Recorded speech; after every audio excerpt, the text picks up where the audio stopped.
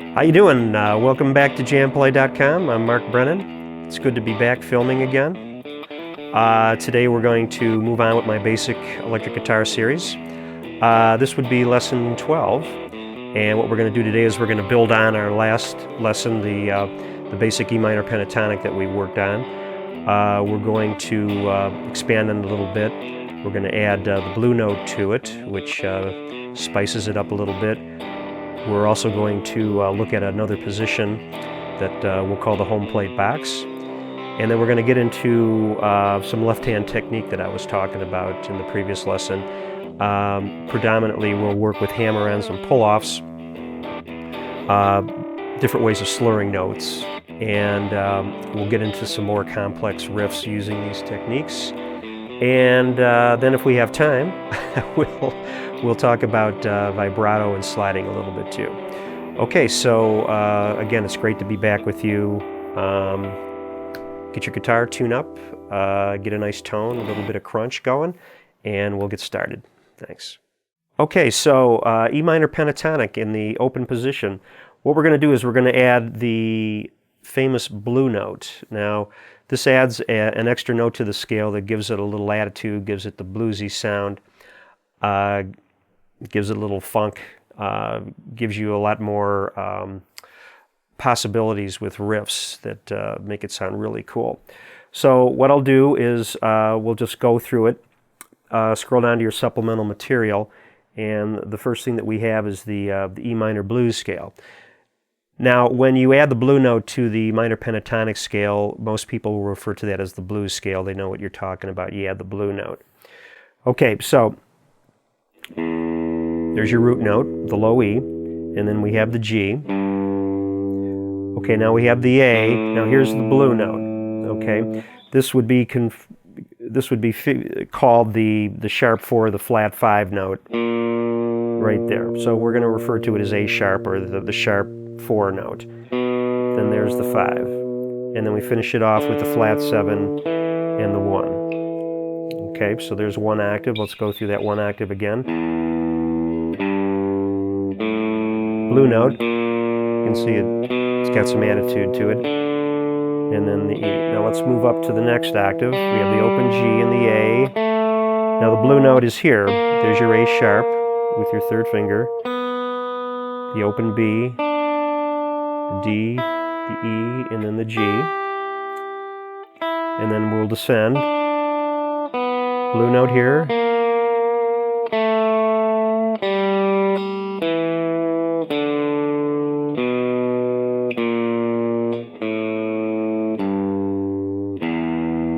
Okay, let's try it with some metronome rhythm. Now I got it set here for 80. So nice and slow. 1, 2, ready, and blue note. Blue note.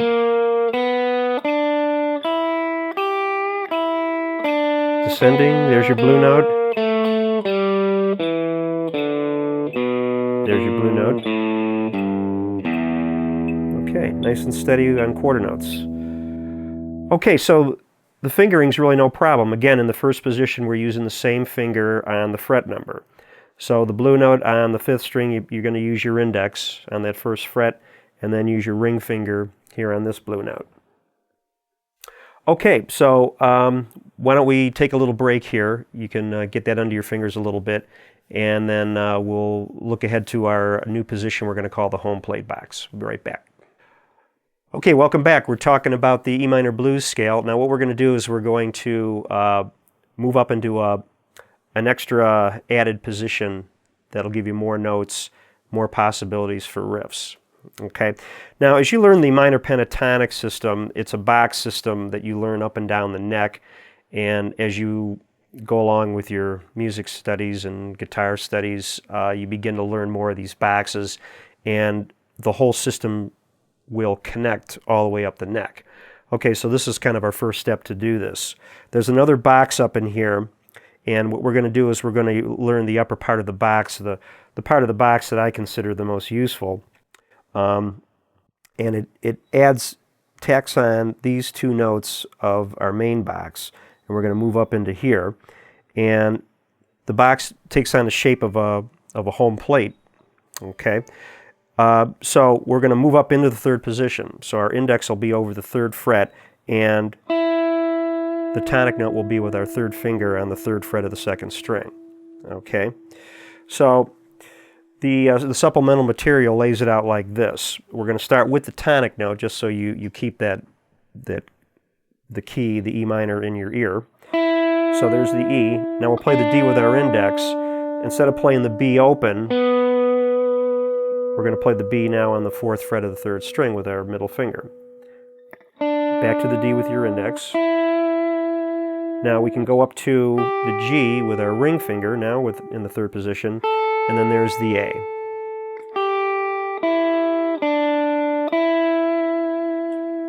Okay, so let's try it.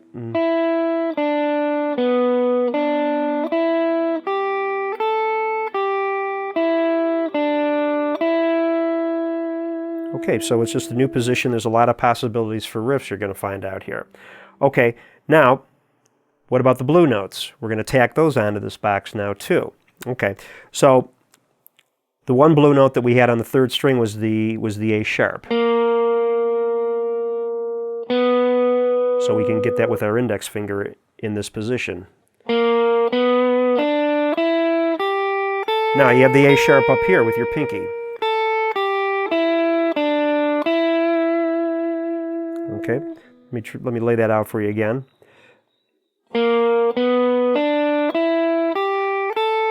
Now what I'm going to do here,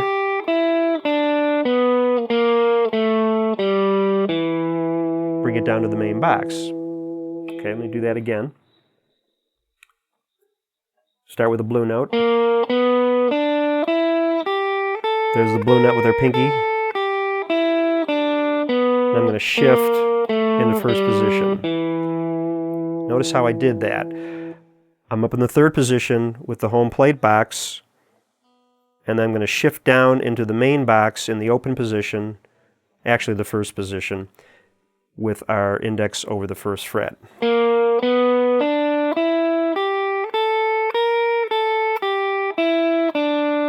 Shift, use our ring finger there. Okay. Now, let's do this. This is in the supplemental material. We're going to do that E minor blues shifting to home plate box. Okay? So this will give you a chance to get the feel of shifting up into that upper box, the home plate box, and then back down into the main box. And we'll use all the blue notes too.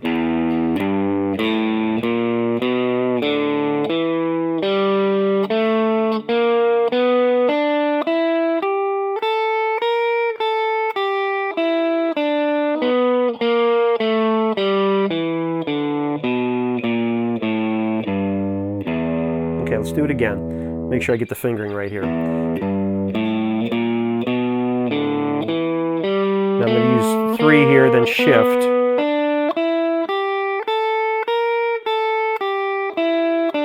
I'll use 1, then shift to 2.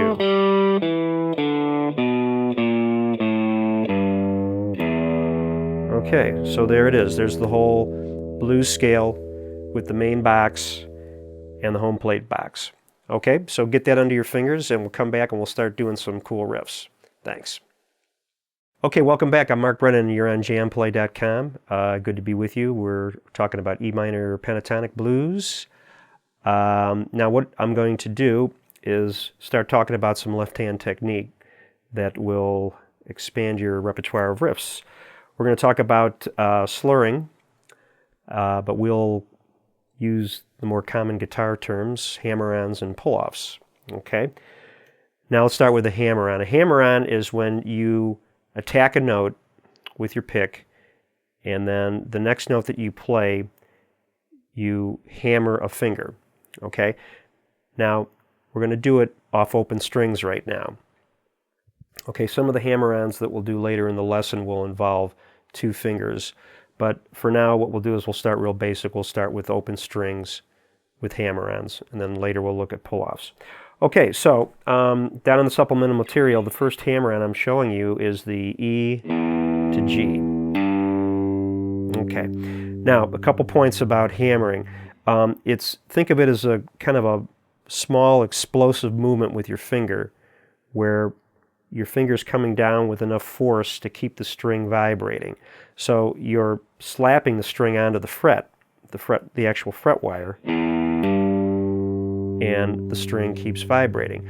Okay, now a lot of things that I hear from students when they first try to hammer is they just don't get enough force on their hammer. They either just place the string or place the finger and the note comes out real soft, or they just don't get enough with enough attack.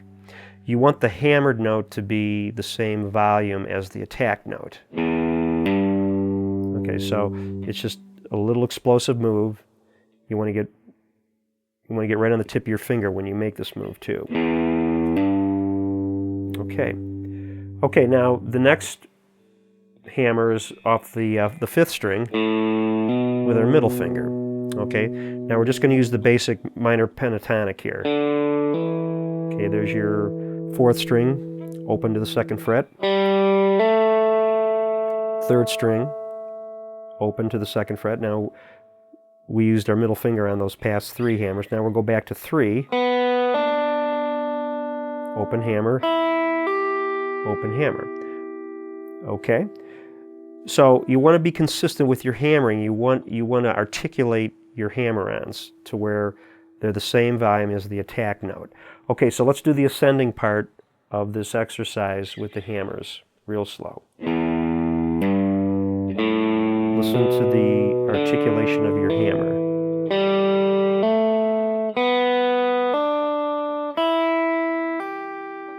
Okay?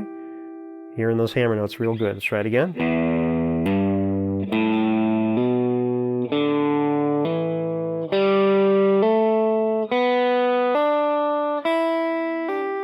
Okay, so that's a good way to start with the open strings. There's no stretching involved, so you can concentrate on getting good, clean, articulated hammer-ons. Okay, now let's descend with pull-offs. Now, a pull-off is a note that you attack, and you're literally pulling the finger, and think of it as picking the string with your left-hand finger. Snapping the string. Okay, so on the top E string, it's kind of easy to do that because you don't have to worry about any strings down here to bump. You have issues when you're doing pull-offs on these strings that we'll talk about. But first, try the G to E pull-off, and shouldn't be much problem. You're snapping the string a little bit to articulate it. Okay, now the D to B pull-off. Now what we need to do is we have to avoid doing this, bumping the next adjacent string up. So we need to pull off in a manner that we clear the next adjacent string. That's something you're going to have to practice. You want to get away from doing this and get it to sound like this, where you don't bump the next adjacent string. So you're kind of pulling up a little bit. Okay, let's try the A to G. Okay,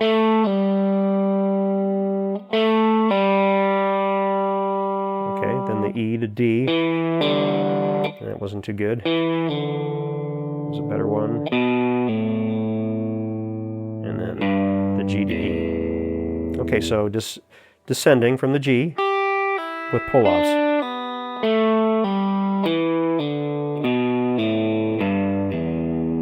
Okay, you need to practice so you get it clean and you don't bump adjacent strings. Okay, so you get that going. Now let's put the whole exercise together. We ascend with hammer-ons and descend with pull-offs. Now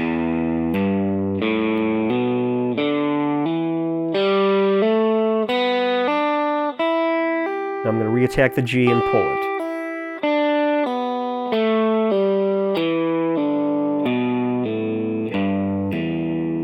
Okay, one more time.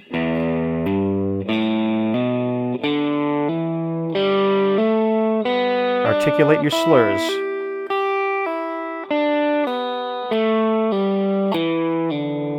The hammered or pulled note should be as loud as the attack note. Okay? Now the beauty of hammer-ons and pull-offs is it's real easy to increase your speed because you don't have to attack every note. But keep it even.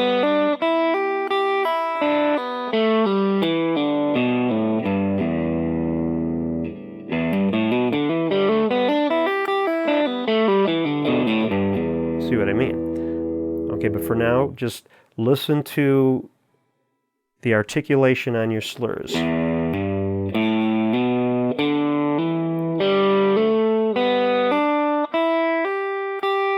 Every hammer and pull is as loud as the attack note.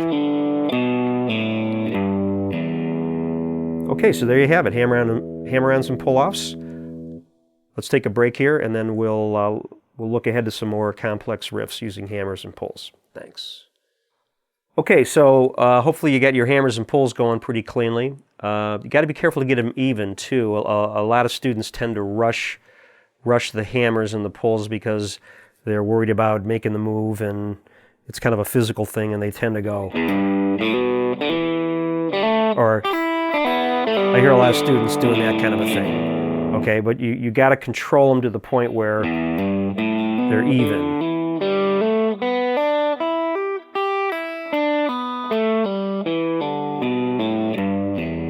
Okay, that's the important thing with the slurs is evenness and articulation, of course. Okay, now let's try something a little trickier.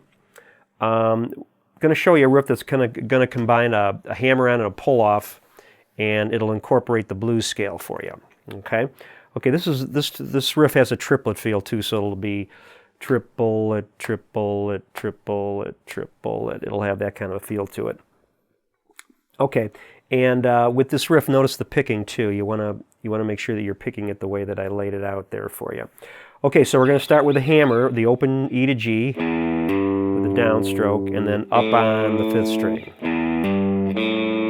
Now we're going to pull off the blue note to the open string, and then back to the G.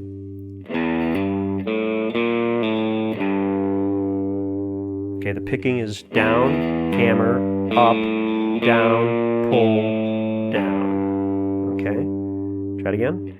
Down, hammer, up, down, pull, down.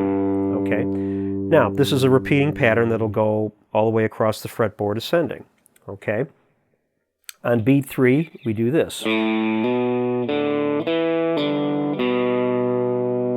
Okay, so you're just hammering open A to 2nd fret, open D string, and then you pull.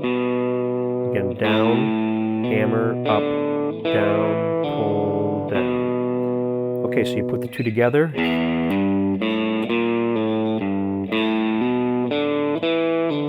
Now the pattern just keeps going. Okay, we did that on the 4th and 3rd strings. Now this one, we're going to add in the blue note right there. Okay, and then we continue on. Okay, see how that works? It's like a repeating riff on 2 strings. Okay, let's go from the bottom, work our way up to the top string.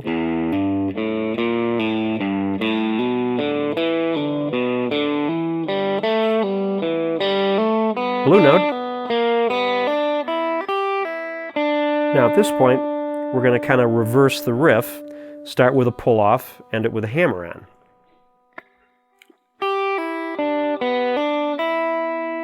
Okay, now the picking's a little different here too. It's going to be down, pull, down, down, hammer, then up. Okay, down, pull, down, down, hammer, up. Then you just continue down in the same manner. Now we'll incorporate the blue note, and then we'll finish it like that. Okay. Okay, so think of it as a 2-string repeating riff that involves a hammer and a pull, then a pull and a hammer in the ascending way, and it just repeats all the way across the fretboard.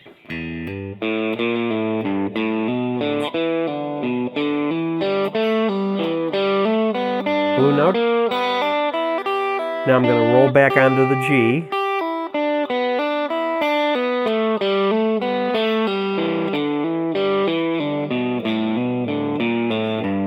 Blue note. Okay. Cool bluesy riff. A little quicker.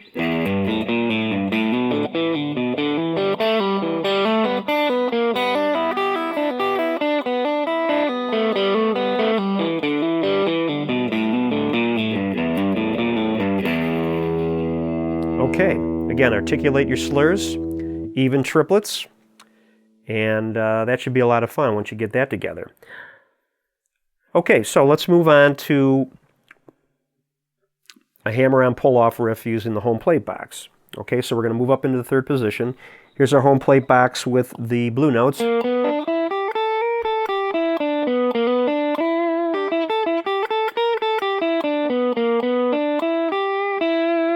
Okay, so this riff I laid out for you, kind of the same deal. Okay, you're going to start up on the A, do a pull off to G, then hammer here.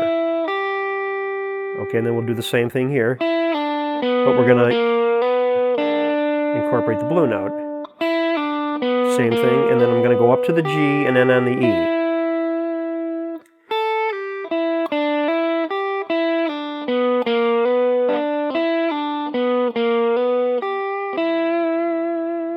And vibrato, which I'm going to start talking about here in a little bit.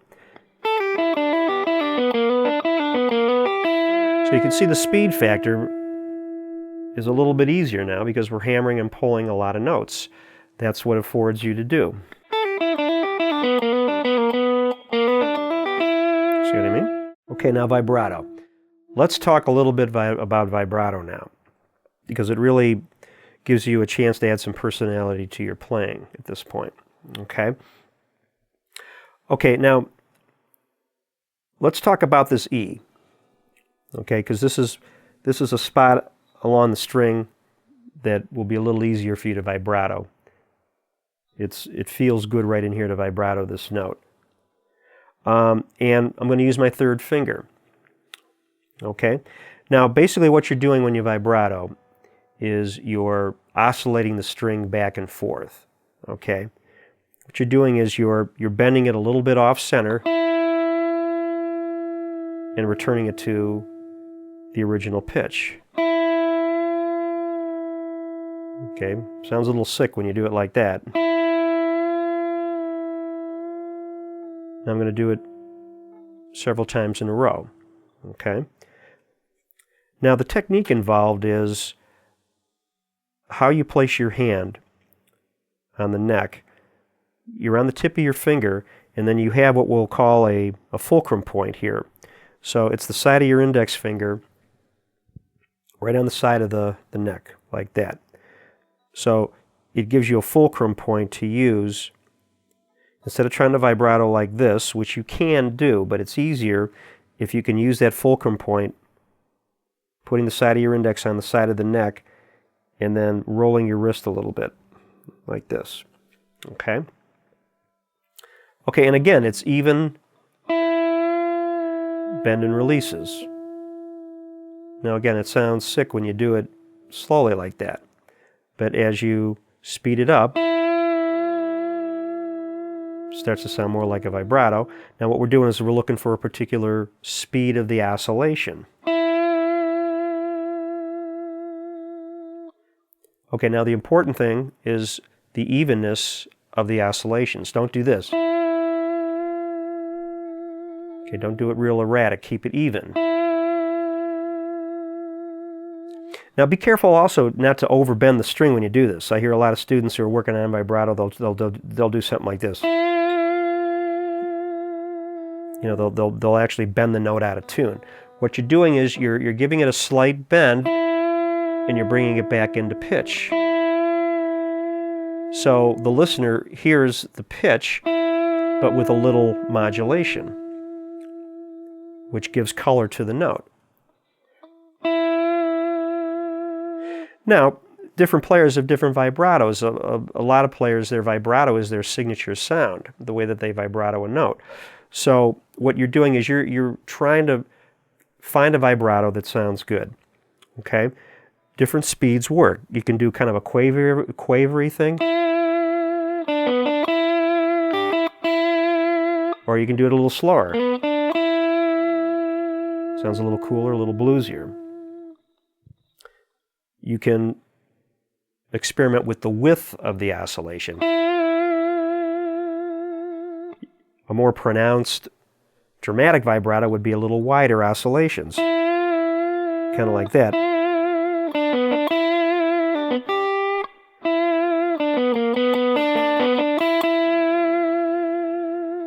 Okay, so it's the speed of the oscillation, the width of the oscillation, and the evenness of the oscillation. Okay? That's what yields a good sounding vibrato to you, and ultimately it gives you a signature sound to your playing. Okay? Vibrato's good on long notes. Okay? So this riff here that we just did,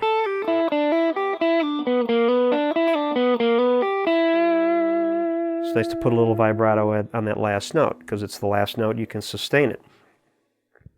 You can vibrato shorter notes too, but usually vibrato is most effective on longer notes. Okay?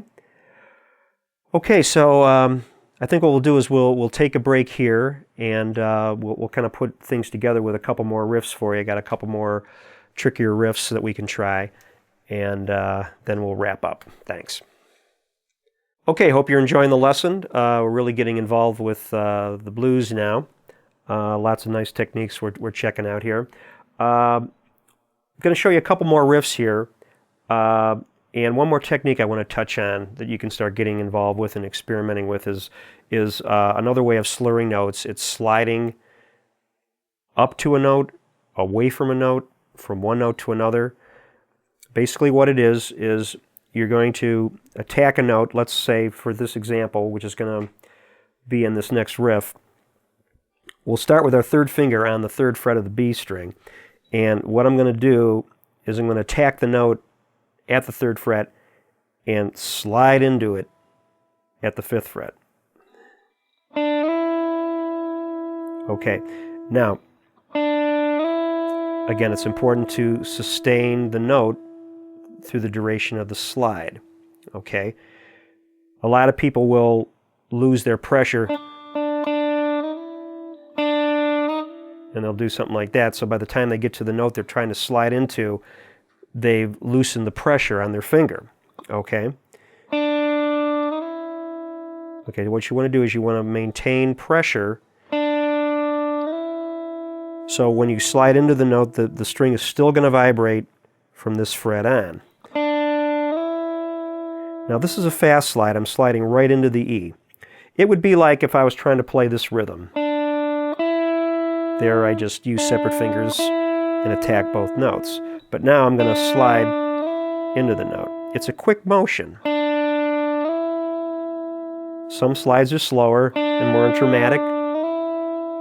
Some slides slide right to the note, like you're articulating both. Okay, so along with hammer-ons and pull-offs, now we have slides. You're going to be able to slide down also. Okay, same deal. You got to keep your pressure and keep the string vibrating. Don't do... See, the note kind of dies on me if I don't keep pressure. I want to... Again, it's articulating your slurs.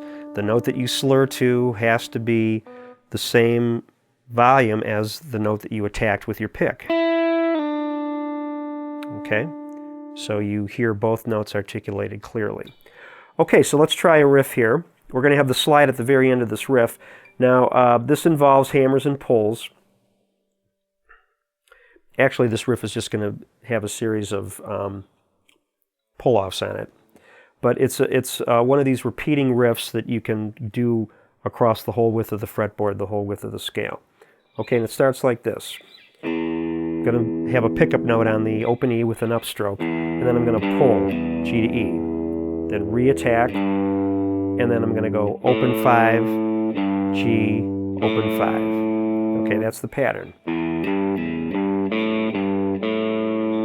Okay, notice the picking. Up, down, pull, down, up, down, up. Okay, now let's move on.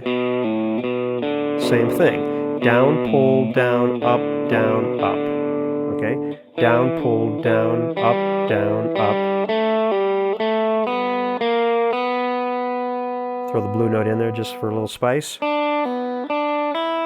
Now at this point, I'm going to finish it off with a tonic note, sliding into the 5th fret, and then add vibrato to it. Try it again. Up, down, pull, down, up, down, up.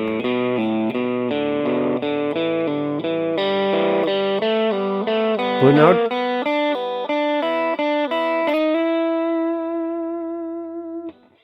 Now we can increase the speed on this easily. Just make sure you play it even triplets.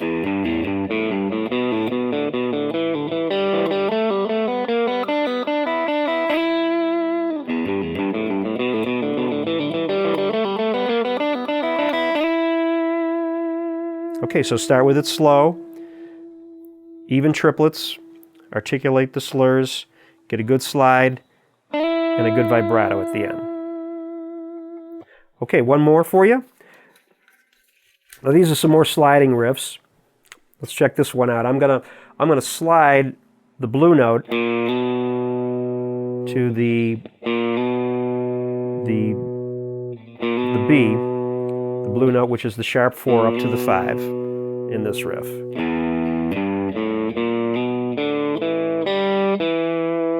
Like this.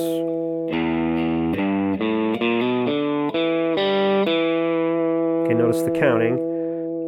1, 2, and 16ths. 1, 2, and 3, and 4. Okay, I'm going to use the 2nd finger on that slide. And then a vibrato, of course.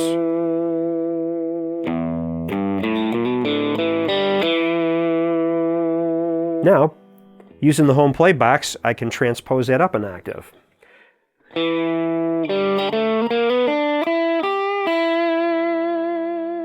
Okay, so I think with the finger I'll go 2, open. Then I'm going to use 1 here, and then use the middle finger for the slide.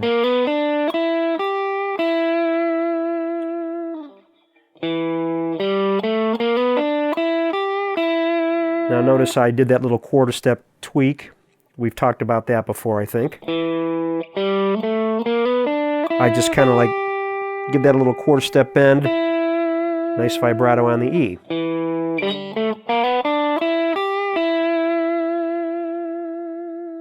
So put those two together.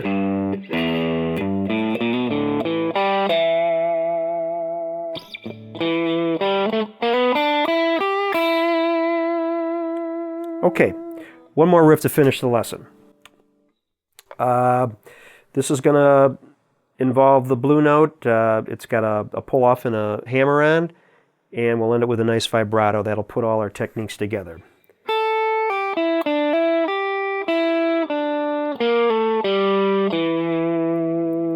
Okay, so notice how I started up in the home plate box, shifted down into the main box. With a pull, hammer,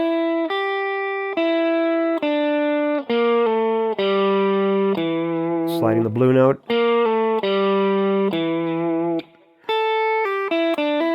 You might want to give that a quarter step tweak.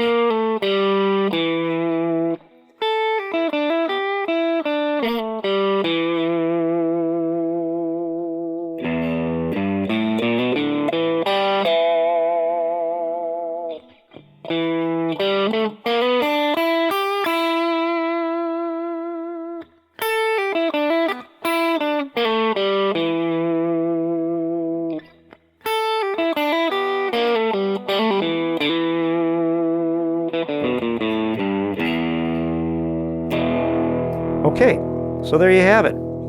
Hope you had a lot of fun with that. Lots of stuff there for you to work on.